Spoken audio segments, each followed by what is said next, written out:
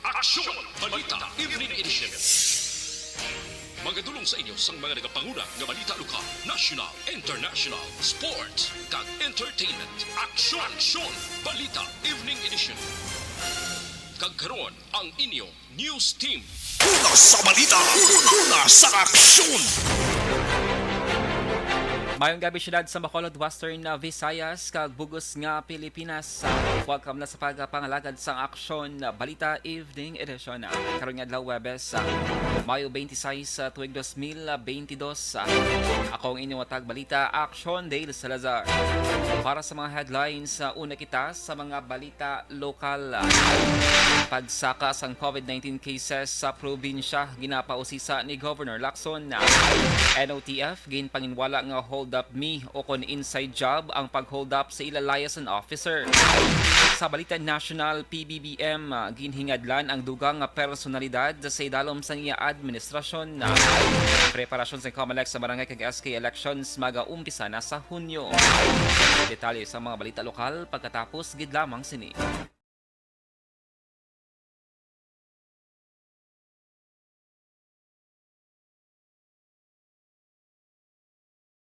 Alamin kung paano sumali sa ACS Millones! ACS Millones! isulat ang iyong pangalan, address, contact number at signature sa isang papel. Ilagay sa white legal-sized envelope kasama ang proof of purchase. At sa labas ng envelope, isulat ang promo title, produktong ginamit at ang MBC station. Pwedeng ipadala o ihulog sa drop boxes sa MBC stations nationwide. DZRH Love Radio. Yes, the best. Easy Rock, Aksyon Radyo, and Radyo Natin. May weekly draws na, may grand draw pa. Hatid ng unique toothpaste, Pride Detergent, Star Wax Floor Wax, Shield Bath Soap, Smart Dishwashing, White Rose Papaya with Vitamin B3, at Charm Fabcon. Pwede kang maging milyonaryo sa ACS Millones!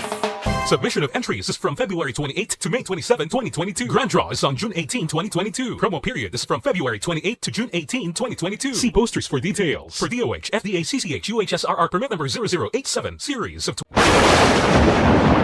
Ang elementary nga evacuation center na concerned baha man. Yes, mayong gabi sa mga kaaksyon namon nga naga-monitor via Facebook Live sa DYEZ Aksyon Radio Bacolod. Padayon lang mga kaaksyon sa pag-comment down sa inyo sining mga greetings sa aton sining pagpangalagad. And dugay-dugay hatagan naton sang pagtamod kag igtalupangod ang inyo sining mga mensahe. Sige, good evening lang kay paano niya mag-pronounce ngalan niya man? Kian. Sakto ni. Kian Demunis Anson or Quain or Quain. Quain Demunis Anson. Basta mo na ang iya siningang ngalan. Quiane. Hi Action Dale Idol. Good evening. Have a great day and stay safe sa inyo tanan. Dira sa may Aksyon Radio Bacolod. Sige, salamat gid. Yan, good evening man kay Sir Joshua Christopher Bellas nga naka-tune in na siya ni ang punctual permit sa aton sininga comment section no sa pag comment mga ka-aksyon. So madamo gid nga salamat. And sige, so dugay-dugay managsulod ng iban nga mga commenters sa aton sining evening newscast. And kamusta ka mo dira mga ka-aksyon? And by the way, padayon namon nga gina-invite ang aton sining mga ka-aksyon, mga netizens nga mingin kabahin sang Aksyon Radio Bacolod community. Kung may mga masumalang kabo nga mga balita, mga aksidente, mga shooting incident or mga newsworthy events sa inyo sining mga lugar, pwede nyo gid mga ka-aksyon nga mag-post sa mga litrato or video para ma-verify sa news team ang information nga inyo sininga gin-feed. Kung gusto nyo naman nga mangin anonymous sa inyo sininga identity sa pag-share sa information, pwede gid sa ARB nga Facebook page no kay para kamo lang ang makakita sa inyo sininga gin-send. Unlike sa ARB community kung dito kamo mag-post, ang iban dito nga mga members sa among private group, pwede man nila nga makita mga ka-aksyon. Kung may mga missing items kamo, dito nyo lang i-post sa ARB community.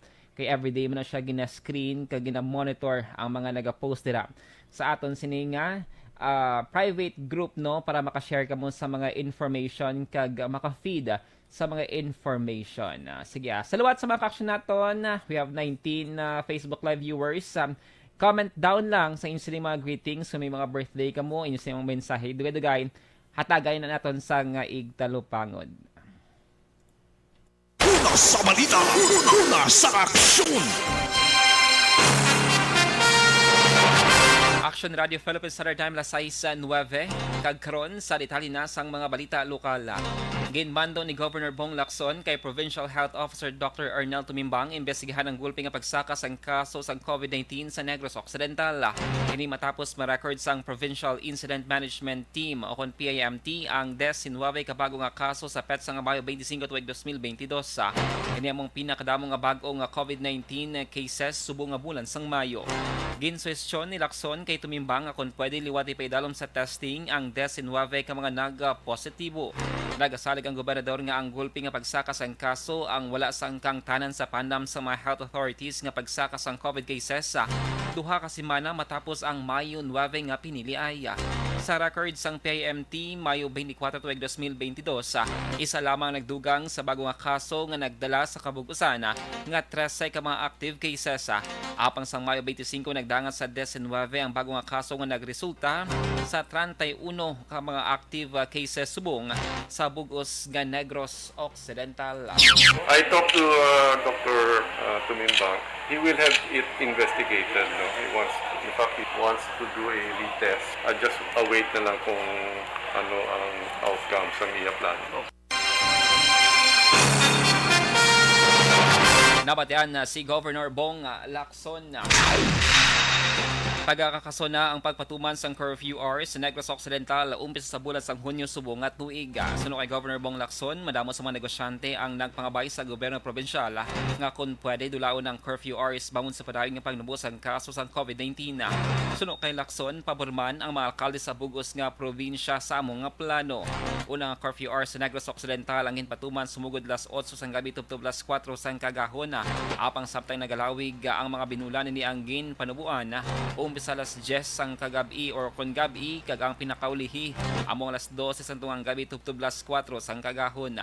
Nagapabilin sig hapon sa pito ka mga banwa kag syudad ang alert level 1 samtang alert level 2 naman sa iban pa nga mga lugar sa Negros Occidental. Effective June 1, we will go back to first the 5-day week work and yes, we will lift the curfew also. Well, there's this time it's more of the clamor, no? Especially from the business sector that it's about time that we lift the curfew. Ang tingog ni Governor Bong Lacson. Sa iban nga balita lokal, wala na sang libre nga sweeper flights nga iga-provide ang Overseas Workers Welfare Administration o OWA para sa mga OFW nga pauli sa syudad sa Bacolod umpisa sa Hunyo 1. And ang kumpirmara ni Councilor Israel Salanga base man sa komunikasyon nga iyan nabaton gikan sa tratapan sa mga ahensya sa National Damlag lang. Ginpahayag sang konsehal nga halos nagbalik na sa normal nga sitwasyon ang pagbiyahe sa mga eroplano sa bilog nga Pilipinas bangon sang namintinar kag padayon nga pagnubo sang COVID-19 cases. Ginpahayag sa Salanga nga bangod sini ang sitwasyon mahimo na nga makapatigayon sang connecting flight ang isa ka OFW nga luyag magpauli sa syudad. Pagi sila personal nga pagbayad sang plete sa mga domestic commercial flights. So 2 days ago, nagpagwa sa memorandum through Hans Kakdak, ang director ng OWA National, nga starting June 1, i-lift na huway na sa bali, hindi na nila pag-i-offer, special case na gid lang, pero back to normal na, huway na sang libre nga sweeper flight, no? Nabatian na si Bacolod Councilor Israel Salanga. Sa dugang pang balita lokal, ginpahayag sang pamunuan sang Negros Occidental Teachers Federation o NOTF nga hindi hold up me o kung wala sang inside job ginatabo matapos gin hold up ang ilang mga liaison officer tinalikdan nga Mayo 19 sa may parking area sang Cyber Center syudad sang Bacolod. Ginpahayag ni Romeo Campauraso ang Board of Director kag Public Information Officers ang NOTF. Tanan silang voluntaryo kag nagakooperar sa kapulisan para sa madasig nga investigasyon. Ginpahayag ni Campauraso nga badugay na nga nagasurvey bilang mga liaison officers sa Fundador Jaime 63 anyos, Jasper Panes 50 anyos kag driver nga si Richard Flores 35 anyos. Kag sila ang ginasaligan nga mag-withdraw sang kwarta sa masobra na 10 ka tuig. Ginklaro man ni Campauraso nga 2.6 million pesos ang ginwithdraw kag gintunga sa tatlo apang si Jaime lamang ang puwersa nga nakuhaan sang balor 600,000 pesos matapos gintayan sang kalibre 45 nga pistola. Nagapati si Campauraso sa posibilidad nga madugay na nga ginplanuhan sang mga holdupper ang pagpangawat matapos nakita sa CCTV footage sang NOTF nga masami nagahimo sang surveillance. May mga aligasyon nga nagagawa nga hold up me o kon inside job actually wala na sa kamatoran kay purely nga gin-hold up gid ining aton nga mga personnel kay ti sa Malawi na nga tinion ginahimo ni sa aton nga mga liaison officers mo sa Malawi na nga mga tinuig kag wala man sa may natabo. Nabatian si Romeo Campauraso ang Board of Directors ng NOTF kag PIO. Sa katapusan nga balita lokal, dako pang miyembro sang Aki Quadra Robbery Group sa pagserbis sang warrant of arrest sa kaso nga pagbaligya sang illegal nga droga sa may 6th Road, Puente Vella Subdivision, Purok Planeta, Barangay Takuling, Syudad sa Bacolod. Ang nadakpang gingkilala kay Lloyd Martinez Lopez, 36 anyos, kag residente man sa mga lugar. Ginpahayag ni Police Station 6 Commander Police Major Leo Estopa, si Lopez ang top 8 most wanted person man sang Station 6.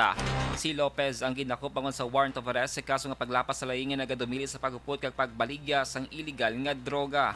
Ang warrant of arrest ang ginpapanaog naman ni Honorable Judge Juvie Victoriani Joso nagligad nga Oktubre 1, 2021. Inausisa sa karon ni Estopa kung may iban pang warrant of arrest ang nadakpan na. Si Lopez ang ginaligar kaupod sadto anay notorious nga robbery hold-upper nga si Aki Quadra. Una sa balita, una sa aksyon. Action Radio Philippines Standard Time, alas 6:16 sa D3 Biofood.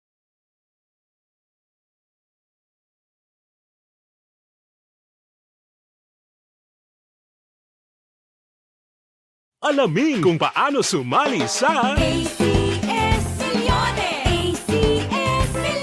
isulat ang iyong pangalan, address, contact number at signature sa isang papel. Ilagay sa white legal-sized envelope kasama ang proof of purchase. At sa labas ng envelope, isulat ang promo title, produktong ginamit at ang MBC station. Pwedeng ipadala o ihulog sa drop boxes sa MBC stations nationwide. DZRH Love Radio. Yes, the best. Easy Rock, Aksyon Radio, and Radyo Natin. May weekly draws na, may grand draw pa. Hatid ng unique toothpaste, Pride Detergent, Star Wax Floor Wax, Shield Bath Soap, Smart Dishwashing, White Rose Papaya with vitamin. And we are back mga ka-aksyon sa ating siling pagpangalagad online. Balikan natin ang comment section sa ating siling Facebook Live subong nga Thursday night.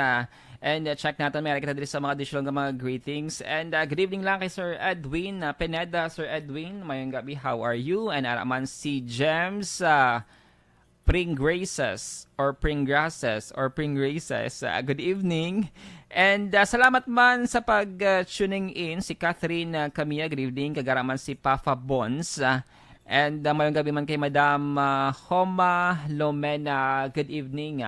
And sa pila pa ka mga miyembros ng Energy Funds Club, madabog nga salamat sa pagtutok karon nga Thursday night mga ka-aksyon. And si Madam Yvonne Brasher, nag-live man kita galia sa aton sa inyong official Facebook page, ang Aksyon Dale Salazar. Dito nagalantaw si Madam Yvonne. Sige, good evening dira sa inyo. And syempre sa luwat sa na-mention ta na, no, mangin kabahin sang ARB community mga ka-aksyon. It's a private group nga pwede kang makapost, makashare sa mga newsworthy events sa inyong nga palibot.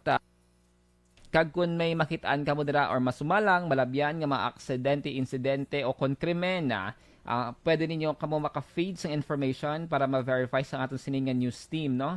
So all you have to do is i-search nyo lang ang ARB community or Action Radyo, gid gali hindi lagi siya abbreviation kundi Action Radyo Bacolod Community, no?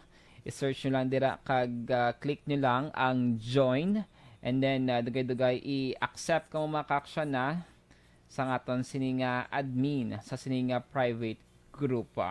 But kung gusto naman ninyo nga mangin anonymous sa ang inyong sininga identity sa pag-provide sang information, pwede maka-feed info bagi sa ARB official Facebook page kay gina-monitor man na siya everyday, no?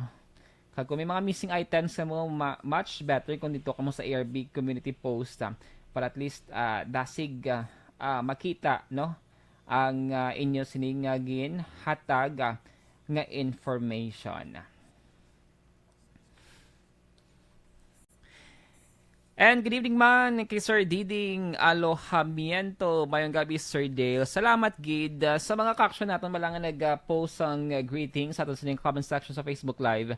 State nyo gid ang inyo sining address or barangay kag LGU or city or banwa, no, para at least ma-recognize naton kung diin kamo nga area mga ka-action, hindi lang ngalan or mayong gabi, para at least more specific ka ang aton sininga lawagon sa aton sininga Facebook Live. Standby mga ka-action para sa mga detalye sa mga balita national.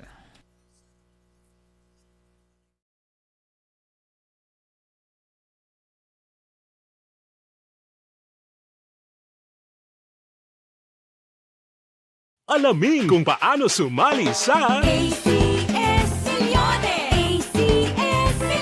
Isulat ang iyong pangalan, address, contact number at signature sa isang papel. Ilagay sa white legal-sized envelope kasama ang proof of purchase. At sa labas ng envelope, isulat ang promo title, produktong ginamit at ang MBC station. Pwedeng ipadala o ihulog sa drop boxes sa MBC stations nationwide. DZRH, Love Radio, Yes the Best, Easy Rock, Action Radyo, and Radyo Natin. May weekly draws na, may grand draw pa. Hatid ng unique toothpaste, Pride Detergent, Star Wax Floor Wax, Shield Bath Soap, Smart Dishwashing, White Rose Papaya with Vitamin B3 at Charm Fabcon. Pwede kang maging milyonaryo sa ACS-Milyones!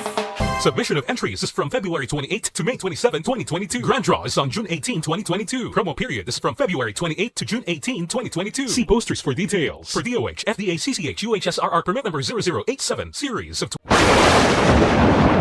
Ang elementary nga evacuation center na concern din baha man. Uy, kaya kasi tumakami nga pinagamat-amat evacuation kumansaka ang tubig. Actually, ikaw po Hindi medyo mataas na ang tubig. So, ulat natin nga basic para nga ng traffic to or nag-traffic dito sa sulod ang mga continuous rain ang isang good factor sa pagsaka at sining tubig sa subong. Ang Pilipinas sa mayas ng early warning system para mahibaluan ang lakas ng panahon. Gani, wala sa rason nga hindi kita makapreparar karon ni rainy season. Yari ang pila ka mga action tips nga dapat mo may baluan. Kung nagapuyo sa lugar nga masabi ginabaha, mag-monitor sa balita para sa anunsyo sang pag-asa sa lakat sang panahon.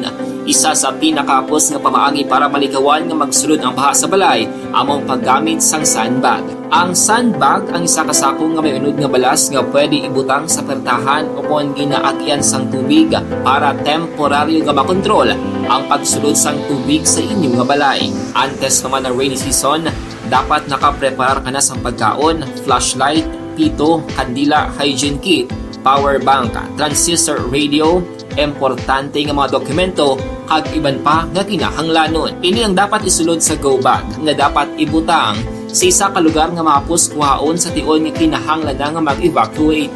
Sa tion sa pagbaha dapat butangan sang tape ang saksakan sang mga outlet kag ibutang sa mataas nga mga lugar ang appliances. Kunyara sa evacuation center, dapat man nga ipatuman ang minimum health protocol, face mask, face shield kag social distancing. Batok sa COVID. Sa panahon sa tig-ululan, dapat man proteksyonan ang ikaayong lawas batok sa bilang mga masakit, kang isang dengue, leptospirosis, cholera, typhoid fever, hepatitis A.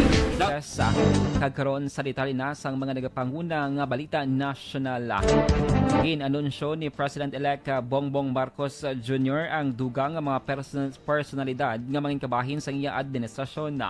Luyag ni Marcos kasi anay Davao del Norte Representative Anton Lagdamay Jr. ang iya mga special assistant. Ginpili man ni Marcos si Fred Pascual para pangunahan ang Department of Trade and Industry, ag Manuel Bunuan para sa Department of Public Works and Highways o kon DPWH. Suno kay Marcos si Bangko Sentral ng Pilipinas o kon BSP Governor Benjamin Jokno naman ang magasabing Chief sa Department of Finance. Si Felipe Medalla naman ang magabulos sa posisyon ni Jokno sa BSP. Sa iban nga balita national, umpisa na sang Commission on Elections sa COMELEC ang ila preparasyon sa masunod nga bulan para sa December 2022 barangay kag sangguniang kabatan election sa piyak sa mga panawagan nga ipaisol ini. Ginpahag ni Paul Commissioner George Garcia ang kinahanglan nila nga magpreparar sa piyak sang mga pagpamalabag. Kaning ginpahag ni Garcia matapos ang statement ni House Majority Leader Ferdinand Martin Romualdez nga masobra 8 bilyones pesos ang makinot sang gobyerno kung hindi pagdayunon ang eleksyon sini nga tuig. Ginpahag pa ni Romualdez ang nasambit nga pondo ang pwede mausara para sa COVID-19 response kag economic stimulus. Ginatrabaho na sa Department of Health o kon DOH ang pagpain sang isolation facility sa piyak sa pamahong sang monkeypox nga naglapta na sa kapin 12 ka mga pungsod. Sunod sa DOH ang DOH Field Implementation and Coordination Team kag One Hospital Command Center ang nagapanguna para sa isolation facilities kag prioridad sa karon nga masiguro nga nagasunod sa mga requirement. Nagapabilin nga monkeypox free ang Pilipinas. Lakip sa simptomas sang sining masakit ang hilanat, rashes kag nagahubag nga lymph nodes. Ang virus ang nituman ka makalalaton kag less severe kung ikumpara sa smallpox. Sang Lunes ngadlaw ginpahag ni Health Undersecretary Abdullah Dumama Jr. nga gin-adapt pa sang Pilipinas ang 4-door strategy para mapabakod ang border control kag malikawan ang pagsulod sang monkeypox virus sa Pilipinas. Sa katapusan nga balita nasyonal, ginproklamar na sa COMELEC ang 55 ka mga nagdaog party list groups nga magapangalagad sa 62 ka mga pulungkuan o seats sa House of Representatives. Sunod sa COMELEC nga nagasarbing National Board of Canvassers o kon NBOC, ang mga nagdaog ang magapungko sila posisyon sa utos ang Hunyo 30 tuig 2022.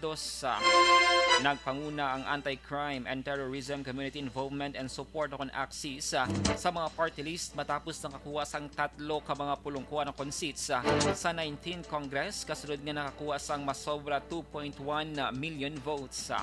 May tagduwa naman ka seats ang One Rider Party List, Tingog, For Peace, Ako, Bicol, kag Sagipa. Samtang iban nga mga party list groups ang mayara sang isa ka pwesto sa Kongreso. Ginproklamar man sang NBOC ang Gabriela kag Kabataan Party List groups apisar nga nagapangatubang sang disqualification cases. Una sa balita, una sa aksyon.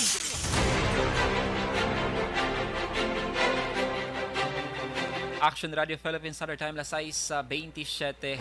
Inyo nabatian ang kabugusan nga mga balita sa Action Balita Evening Edition. Karon nga daw Webes sa Mayo 26 tuig 2022. Sa liwat ako ang inyong atag balita Action Dale Salazar. Una sa balita, una sa aksyon sa Bacolod Action Radio. Action Radio.